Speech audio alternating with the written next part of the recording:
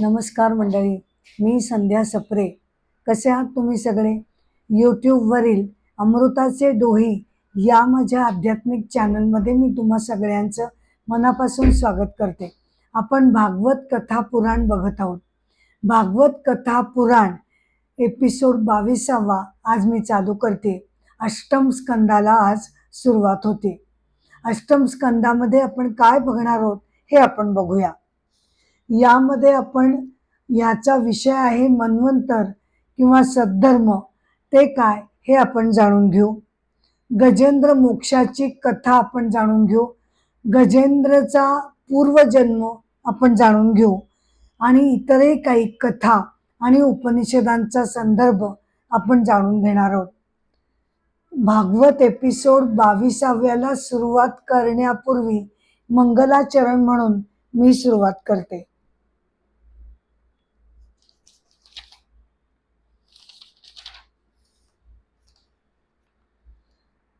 श्रीमन् गणाधिपतये नमः. वक्रतुंड महाकाय सूर्यकोटि समप्रभ निर्विघ्नं कुरु मे देव सर्वकार्येषु सर्वदा. नमो देवे महादेवे शिवाये सततं नमः. नमः प्रकृते भद्राये नियतः प्रणता स्मताम्. आदो राम तपोवनादिगमनं हत्वा मृगं काञ्चनं वैदेहीहरणं मायापूतन जीवितापहरणं गोवर्धनोद्धारणं कंसच्छेदन कौरवा दिहननं कुन्ती तनूजावनं.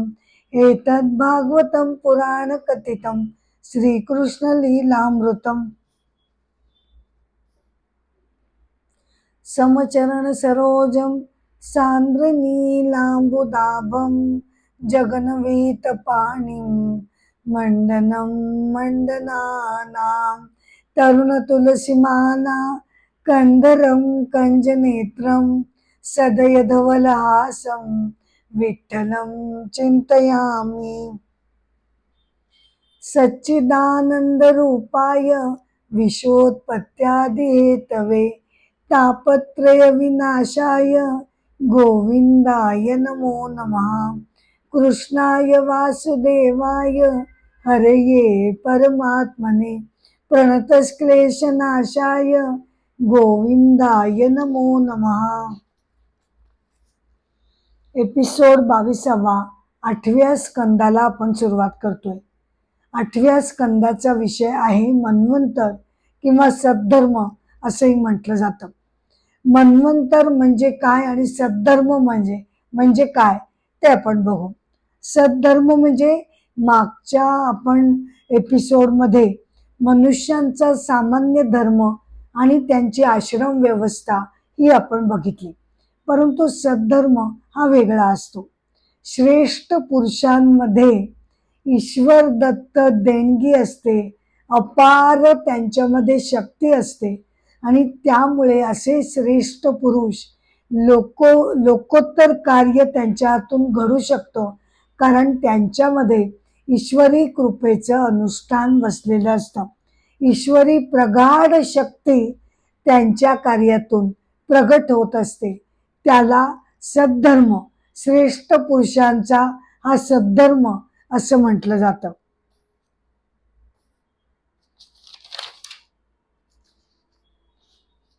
आता मन्वंतर हा विषय आहे, तर पूर्वी आपण ही काल जी गणना केली जाते ते आपण बघितलेलं आहे. ते आपण थोडक्यात बघूया.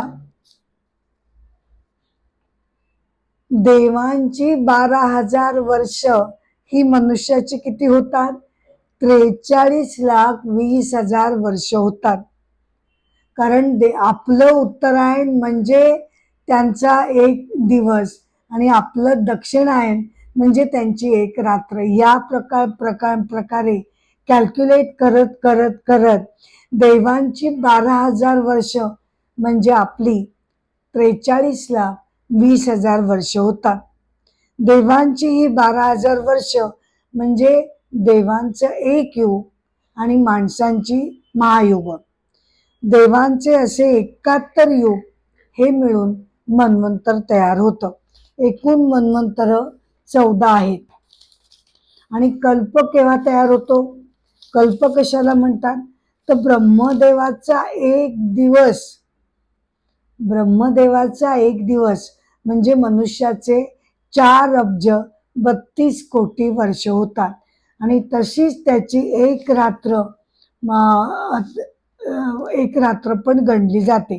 त्याला आपण ब्रह्मदेवाच्या एका दिवसाला कल्प असं म्हटलं जातं.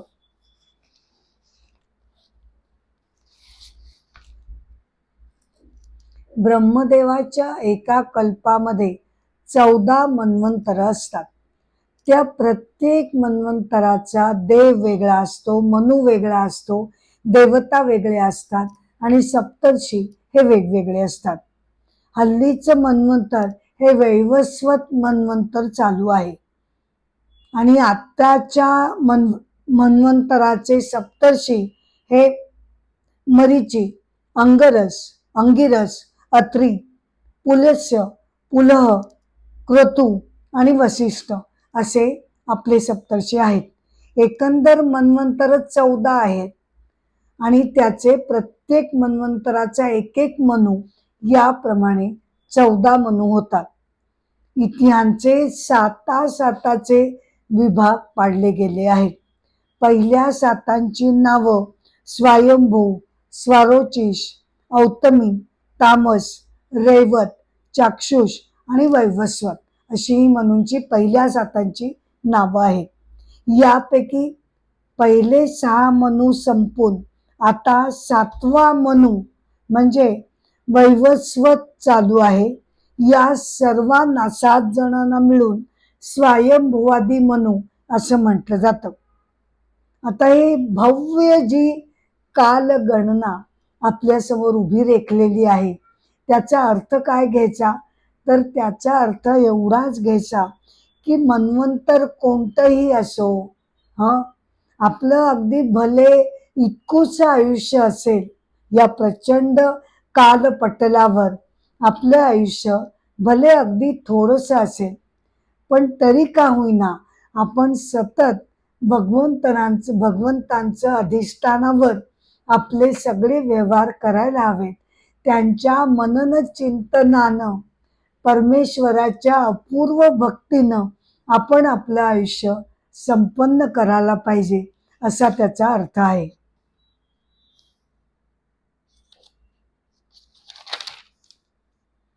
आता आपण बघणार आहोत गजेंद्र मोक्ष कथा.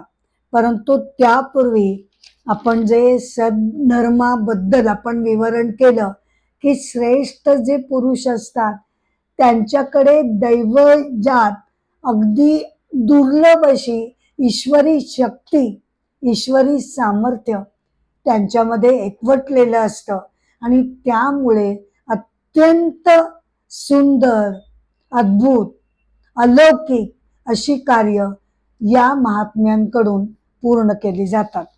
त्यावरून आपण आदि शंकराचार्यांची एक कथा आपण त्यावरनं बघूया की हे जे अलौकिक महात्मे असतात त्यांच्या हातून किती विलक्षण कार्य घडत असतं. आदि शंकराचार्यांनी भारतभर भ्रमंती करायला सुरुवात केली.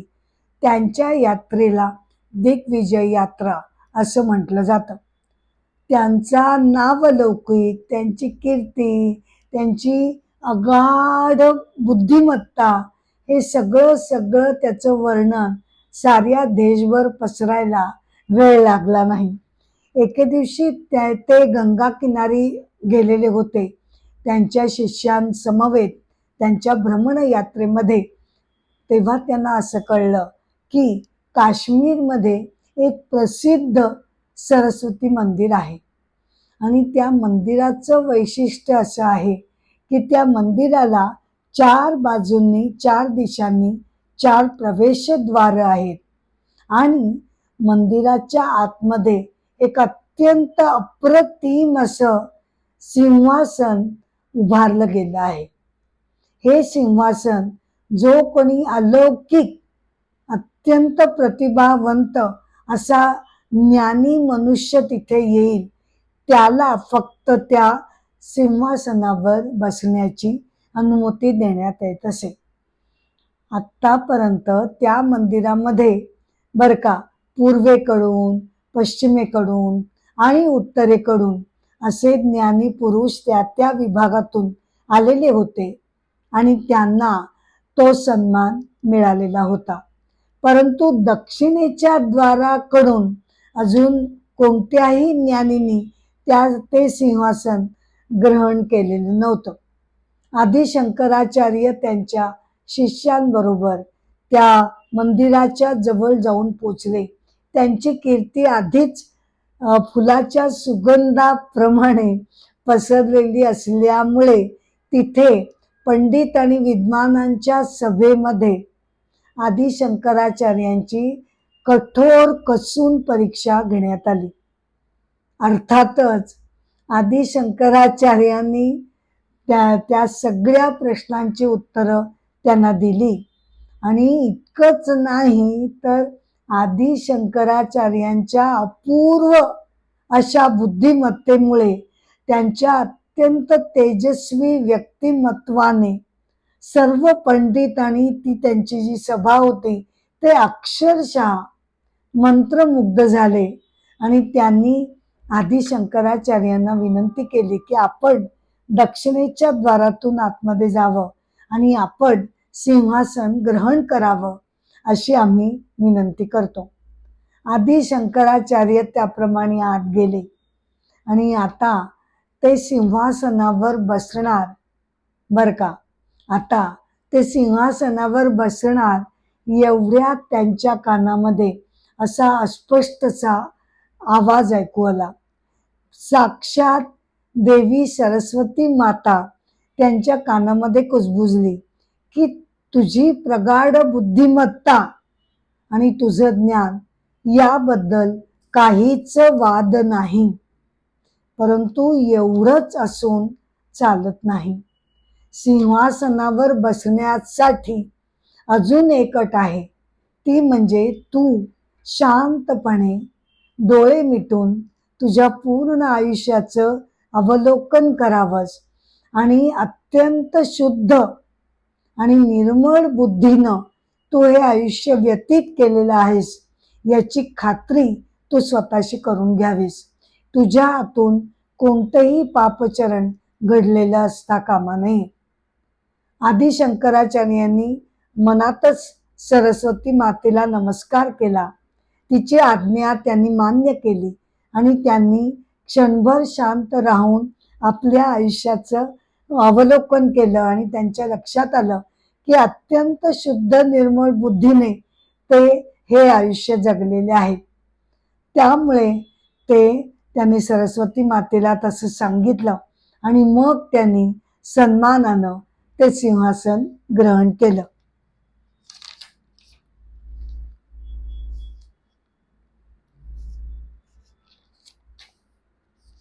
आता वळूया अष्टम स्कंदातील गजेंद्र मोक्ष कथेकडे. समुद्रात वेढलेला त्रिकूट नावाचा उंच एक पर्वत होता. एकदा त्या पर्वत आणि आजूबाजूला भरपूर जंगलं होती. त्या जंगलामध्ये आपल्या हत्तींना बरोबर घेऊन हत्तींचा राजा गजराज गजेंद्र मोठ्या दिमाखात आणि आपल्या सामर्थ्याने तो सगळ्यांवर त्याचा वचकही होता. मोठ्या दिमाखात तो जंगलामध्ये झाडं वनस्पती पायांनी तुडवत चालत होता. तेव्हा त्रिकुटाच्या गरीमध्ये भगवान वरुण यांचं एक उद्यान होतं. त्या उद्यानाचं नाव होतं ऋतुमान. तिथे एक सुंदर असं अत्यंत निर्मळ स्वच्छ पाण्याचं तिथे सरोवर होतं. तिकडे गजराजांना तहान लागली म्हणून गजेंद्र गजराज तिथे गेले, सरोवरामध्ये गेले आणि ते पाणी पिऊ लागले. परंतु थोड्या वेळाने अचानकपणे एका अत्यंत बलवान आणि सामर्थ्यशील मगरीनं त्यांचा पायच मुळी घट्ट पकडून ठेवला. गजराज गजेंद्रानं खूप प्रयत्न केला. खर तर ते एवढे सामर्थ्यशाली होते, परंतु त्यांना सुद्धा मगरीच्या त्या मिठीतून आपला पाय सोडवता आला नाही.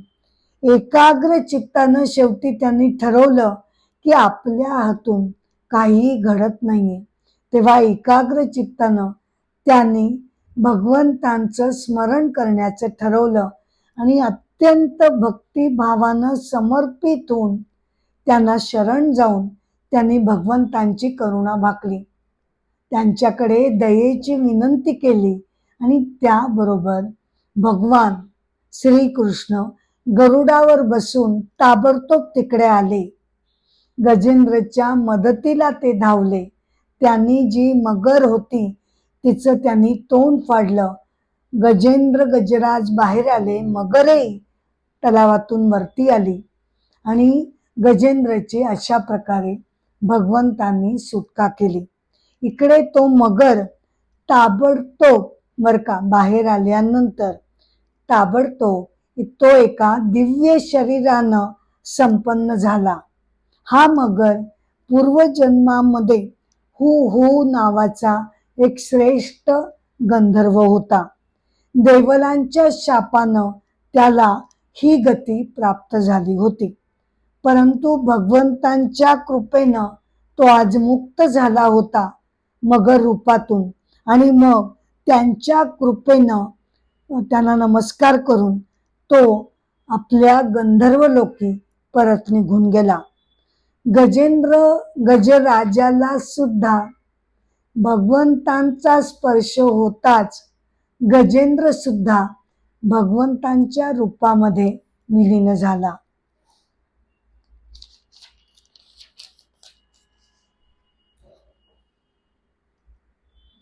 हा जो हत्तींचा राजा गजेंद्र, त्याचं पूर्वजन्मातलं त्याचं स्वरूप काय होतं ते आपण जाणून घेऊ. गजेंद्र हा पूर्वजन्मामध्ये द्रविड देशाचा पांड्यवंशी राजा होता. त्याचं नाव होतं इंद्रद्युम्न. तो भगवंतांचा परमभक्त होता. प्रत्यक्ष तो राजा असून सुद्धा भगवंतांच्या भक्तीमध्ये त्याला अपार आनंद मिळत असे. एकदा तो वेळ काढून मलय पर्वतावरील एका आश्रमामध्ये थोडे दिवसांसाठी राहायला गेला. तिथे त्यांनी भगवंतांसाठी तपस्या सुरू केली, मौन व्रत धारण केलं. परंतु त्या आश्रमामध्ये तो मौन व्रतामध्ये बसलेला असताना अचानकपणे अगस्त्य ऋषी अचानकपणे अगस्त्य ऋषी त्यांच्या शिष्यगणांना घेऊन तिकडे आले. बघतात तो काय, इंद्रद्युम्न राजा ध्यानस्थ बसलेला होता आणि मौनावस्थेमध्ये तो अगदी शांत अविचलपणे भगवंतांची आराधना करत होता. तेव्हा अगस्त्य ऋषींना ते बघून अतिशय राग आला की आम्ही एवढे सगळेजण आश्रमामध्ये आलेलो आहोत, आमच्याकडे या राजाने बघावं की नाही, आमचा आदर सत्कार तरी करावा की नाही. ते काहीही न करता हा राजा मौन व्रतामध्ये बसलेला आहे हे बघून अगस्त्य ऋषींना अतिशय राग आला आणि त्यांनी त्याला शाप दिला की हा अगदी मूढ बुद्धीचा आहे, याला हत्तीसारखी योनी प्राप्त होईल. आणि त्यामुळे राजाला हत्तीची योनी प्राप्त झाली. परंतु भगवंतांवर केलेल्या अपार भक्तीमुळे त्या हत्तीचा जन्म घेऊन सुद्धा त्याला परमेश्वराबद्दलची जी नितांत श्रद्धा होती ती त्याचं स्मरण त्याला पूर्वीसारखंच जागृत होतं. आणि म्हणूनच तर जेव्हा मगरीनं त्याचे पाय पकडले तेव्हा भगवंतांची स्मृती जागृत होऊन त्यानं भक्तिभावानं त्यांचं स्मरण केलेलं होतं.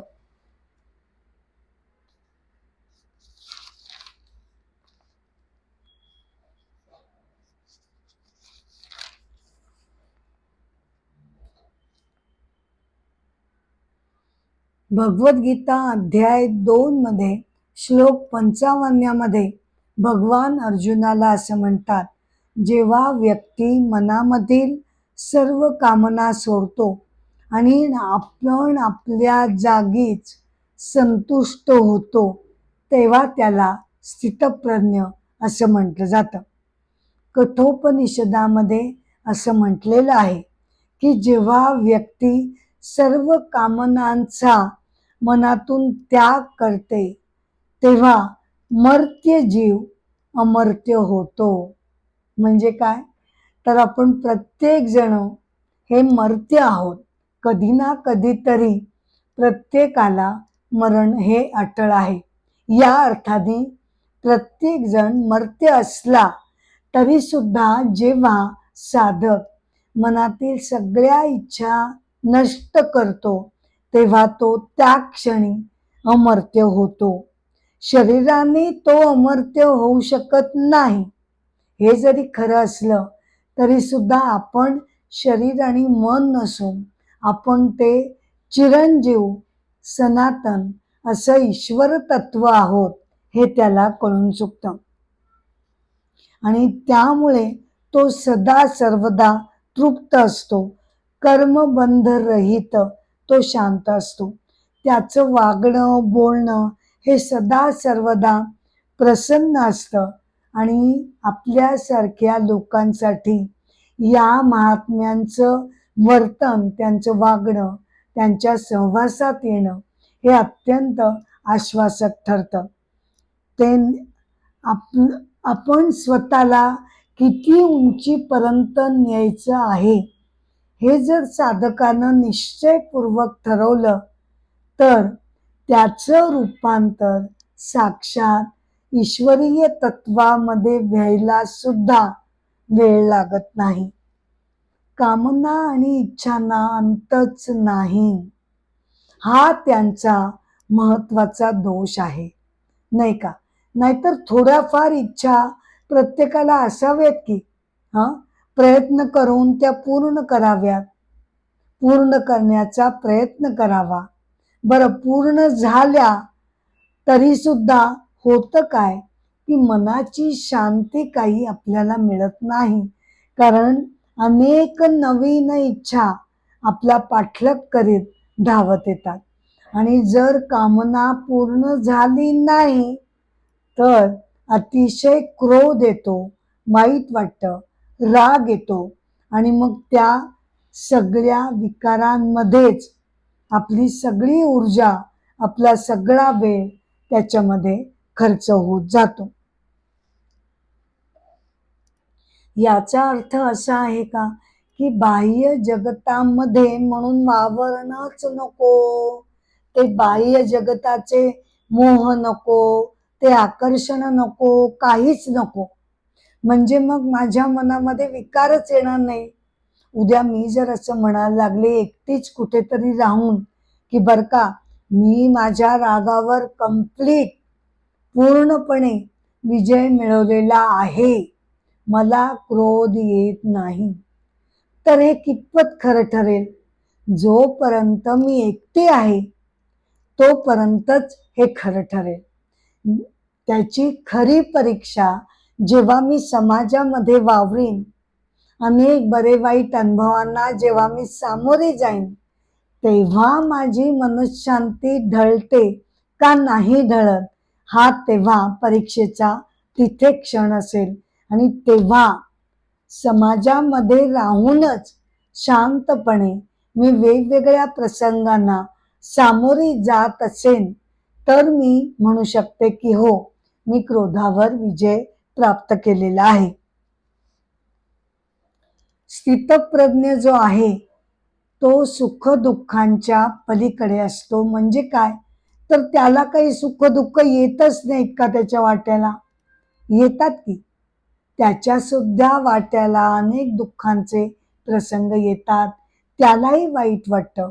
परंतु होतं काय की तो त्या दुःखाच्या खाईमध्ये, त्या दरीमध्ये तो जाऊन पडत नाही. त्याची सगळी मानसिक ऊर्जा त्या क्षोभामध्ये त्या संवेदनांमध्ये, उसळून येणाऱ्या क्रियांमध्ये, प्रतिक्रियांमध्ये त्याची ऊर्जा तो खर्च करत नाही. उलट शांतपणे तो विचार करतो की मला काय करता येणं शक्य आहे, जे जे माझ्याच्यानी करणं शक्य आहे ते तो शांतपणे करण्याचा प्रयत्न करतो. स्थितप्रज्ञ होणं म्हणजे असा त्याचा अर्थ होत नाही की हा म्हणजे मला काही पडलेलीच नाहीये कुणाची, मला समाजाच्या सुखदुःखांशी देणं घेणंच नाही, असा त्याचा अर्थ होत नाही. उलट स्थितप्रज्ञ व्यक्ती हे जे महात्मे असतात त्यांनी मनाला जिंकलेलं असल्यामुळे ते महात्मे समाजासाठी अत्यंत निस्वार्थीपणे, निर्लेप मनानं, निरपेक्ष वृत्तीनं ते समाजाच्या भल्यासाठी झटत असतात. त्यांच्यासाठी ती ईश्वरी शक्ती, ती प्रचंड मानसिक ऊर्जा त्यांच्याकडे ती मिळते, त्यांना ती असते. कारण ती ईश्वरी शक्ती जी त्यांना प्रदान केली गेली आहे ती त्या छोट्या छोट्या भावना वेगांवर ते खर्च करत नाही. का? कारण सर्व सुखदुःख ही शरीर आणि मनाशी निगडीत असतात, नाही का? शरीर आणि मनाशी सगळी सुखदुःख निगडीत असतात. आणि मी काय मानते? मी असं मानते की मी म्हणजे शरीर आणि मन आहे. मग हे जर माझं इक्वेशन आहे तर शरीर मनाची सुख दुःख ही माझी होतात आणि मी प्रत्येक वेळेला आवेगानं त्याच्यावर प्रतिक्रिया देत राहते. याच्या उलट स्थितप्रज्ञ काय जाणतो? तो एकतर हे जाणतो की आयुष्य म्हटलं की सुख दुःखांचे आघात येतच राहणार, हे सगळं अपरिहार्य आहे, हे तो जाणतो. यालाच तर जीवन असं म्हणतात, हेही तो जाणतो. आणि दुसरी गोष्ट म्हणजे हे सगळे जे सुखदुःखांचे आघात आहेत ते शरीर आणि मनावर येतात आणि माझं खरं स्वरूप हे ईश्वरीय तत्व आहे, माझ्यातील आत्मतत्व आहे. त्यामुळे तो तटस्थपणे थोडं बाजूला जाऊन शरीर आणि मनाच्या व्यवहारामध्ये लोंबकळत न राहता, त्याच्यामध्ये गुरफटून न जाता तो थोडं त्रयस्थपणे लांब राहून शरीर आणि मनाचे हे सगळे आघात निहाळू शकतो. शांतपणे विचार करून त्यावर तो उत्तर काढू शकतो.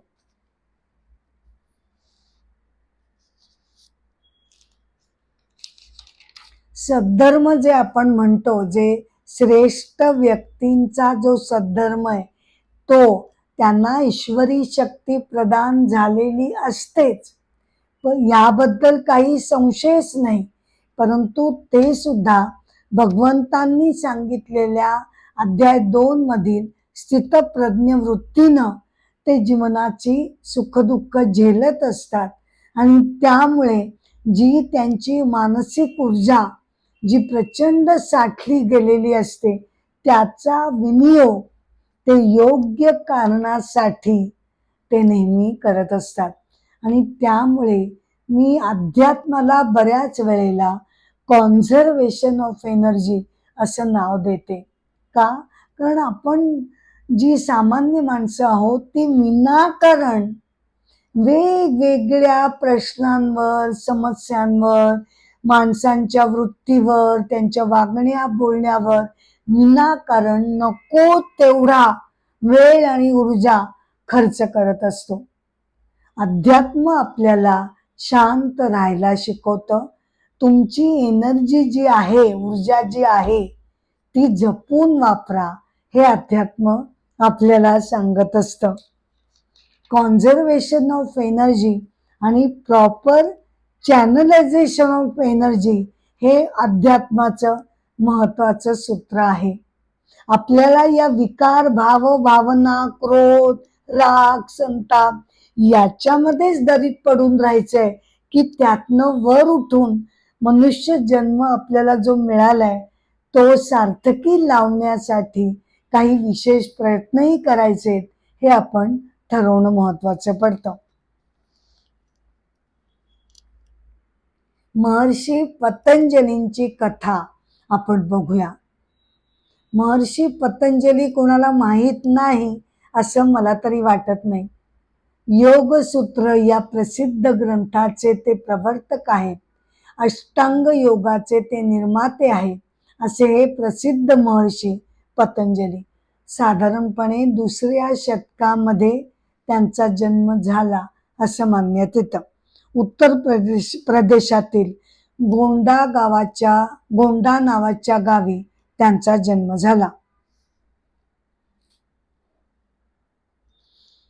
योगसूत्रांमध्ये केवळ योग आणि आसनांचीच वर्णन नाही, तर या महर्षींनी मनाचा अत्यंत सूक्ष्मपणे अभ्यास केलेला आहे. मनाचा सखोल अभ्यास आहे.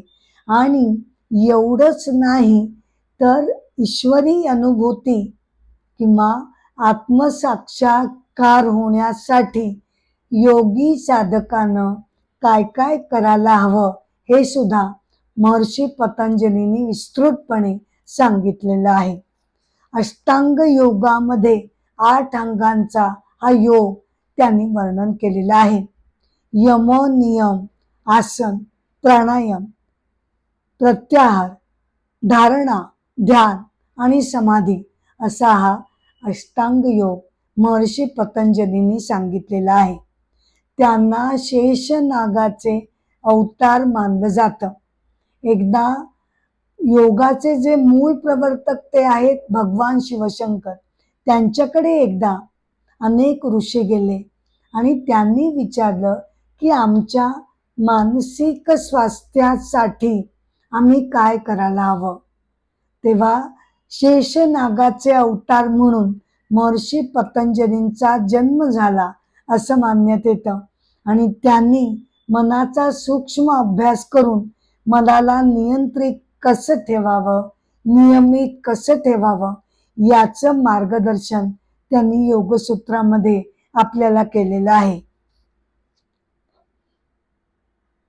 एवढंच नाही तर त्यांनी पाणिनीच्या व्याकरणावर सुद्धा महाभाष्य केलेलं आहे. चरक संहितेचे ते प्रणेते मानले जातात. त्यामुळे भर्तृहरीनं महर्षी पतंजलींचा गौरव करताना असं म्हटलंय की योगानं मनाचा ज्यांनी दोष दूर केला, पदानं म्हणजे व्याकरणानं वाणीचा दोष दूर केला आणि वैद्यकानं शरीराचे दोष ज्यांनी दूर केले, असे 3ही दोष ज्यांनी दूर केले, त्या महर्षी पतंजली महामुनींना माझा प्रणाम असं भर्तृहरीनं त्यांचा गौरव करताना म्हटलेलं आहे. त्यांनी तिरुपुत्तर येथे ब्रह्मपुरेश्वर मंदिरामध्ये समाधी घेतली असं मानण्यात येतं.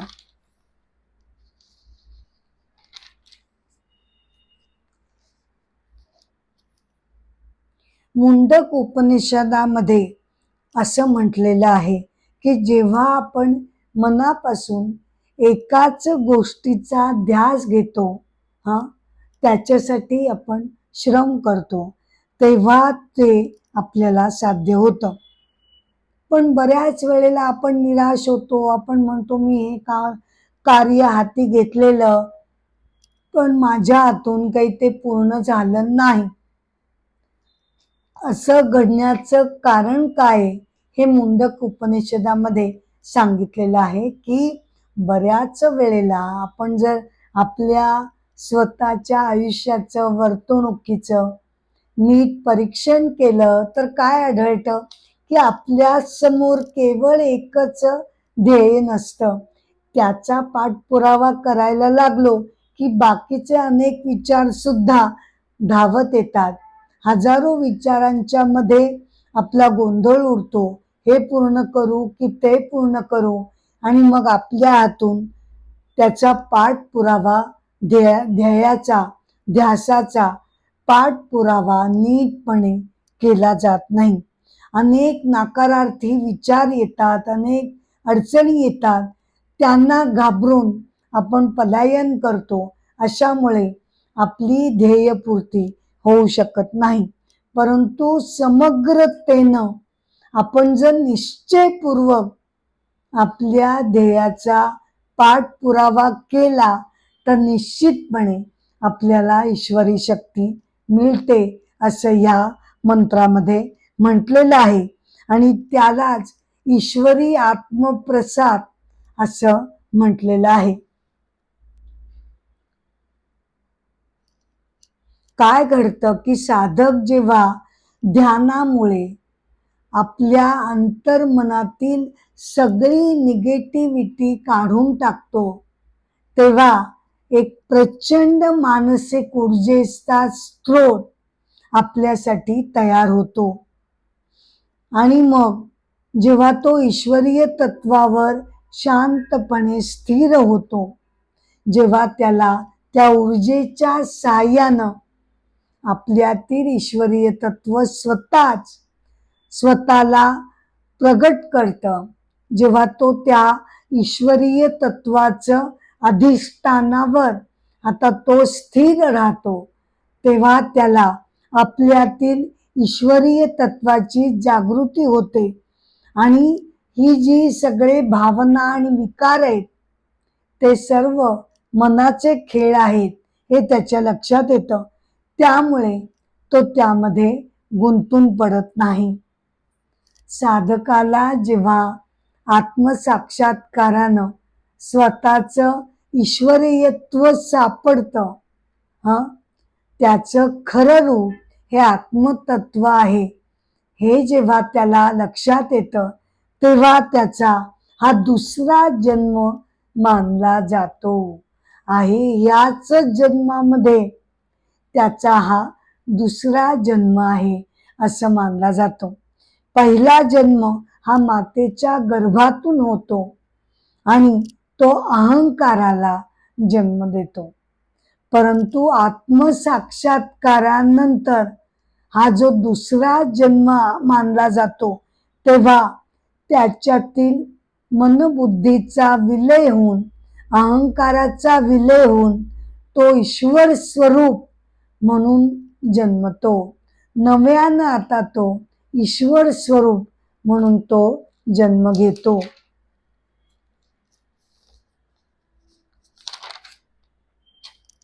असे हे जे सिद्ध हस्त ज्ञानी अलौकिक महात्मे असतात, ते त्यांच्या मनातील मानसिक ऊर्जेचं संवर्धन करून आणि त्याचं योग्य दिशेनं योग्य ध्येय डोळ्यासमोर ठेवून ते अविचलपणे त्याच्यावर लक्ष केंद्रित करत असतात.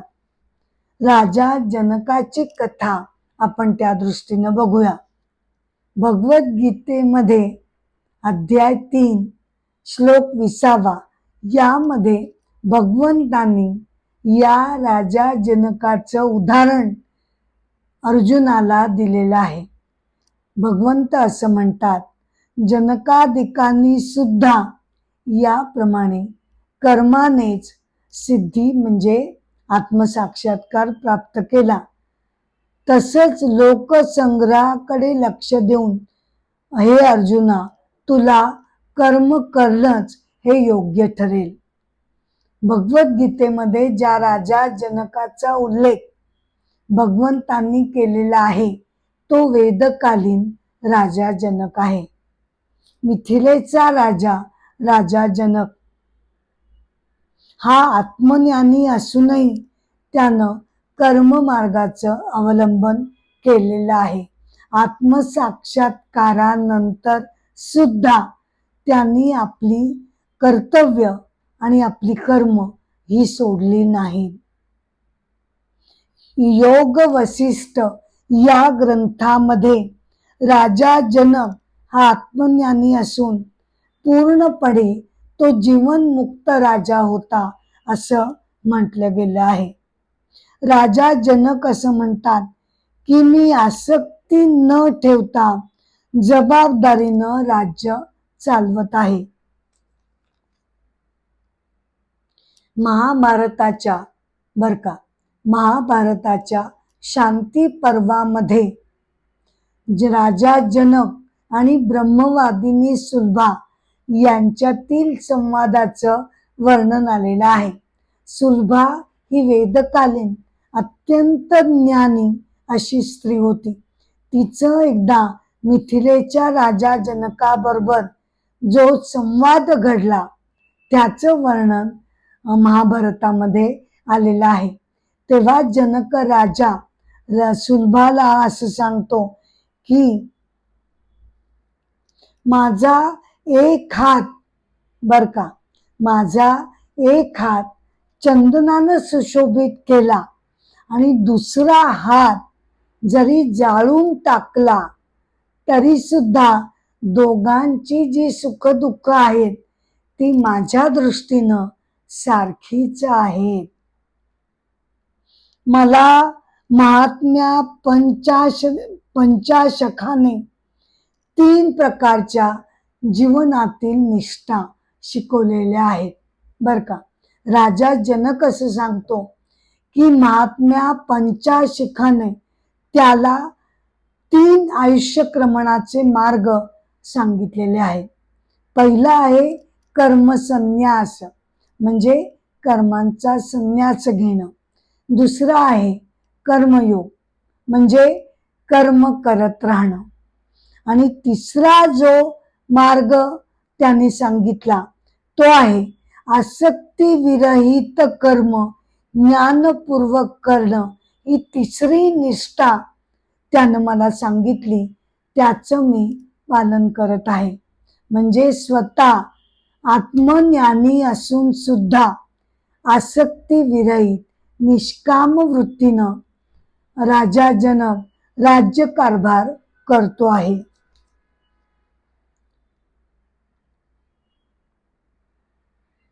त्याची स्वार्थ बुद्धी इतकी सुटलेली होती की तो म्हणतो उद्या माझ्या महालाला जरी आग लागली जळून खाक झाला तरी सुद्धा त्याचा माझ्या मनावर परिणाम होणार नाही. मी निस्वार्थ बुद्धीनं राज्यकारभार का चालवतो आहे याचं उत्तर देताना तो म्हणतो की देव पितर मनुष्य आणि अतिथी यांची ऋण आपल्या डोक्यावर असतात. ती ऋण फेडण्यासाठी आणि लोकांच्या हितासाठी सामाजिक बांधिलकी सामाजिक माझं हे कर्तव्य आहे हे समजून उमजून मी राज्यकारभार निष्ठेनं चालवत आहे. महर्षी व्यासांनी आपला पुत्र शुकदेवाला आत्मज्ञानाबद्दल जाणून घेण्यासाठी शुकदेवांना महर्षी व्यासांनी बर का साक्षात राजा जनकाकडे पाठवल्याची कथा सांगितली जाते. असे हे राजा जनक. भागवत कथा पुराण अष्टम स्कंदाचा पहिला भाग आणि एपिसोड 22वा इथे मी समाप्त करत आहे. हा एपिसोड जरी मी समाप्त करत असले तरी पुढचे एपिसोड घेऊन मी तुमच्या भेटीला येतच राहणार आहे. माझी तुम्हा सगळ्यांना नम्रपणे विनंती आहे की कृपया अमृताचे डोही या माझ्या यूट्यूबवरील चॅनलला आपण शेअर करावं, लाईक करावं आणि सबस्क्राईब करावं ही माझी नम्र विनंती आहे. एपिसोडची सांगता मी गजरानं करत आहे.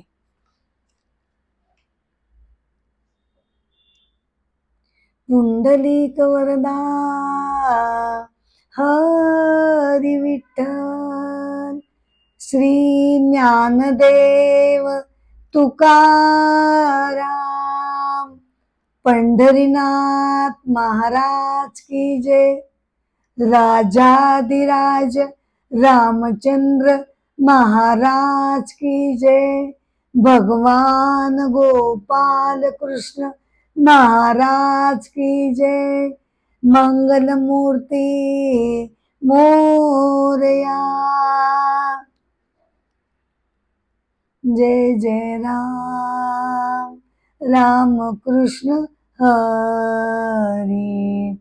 जय जय राम राम कृष्ण हरी. राजा राम कृष्ण हरी.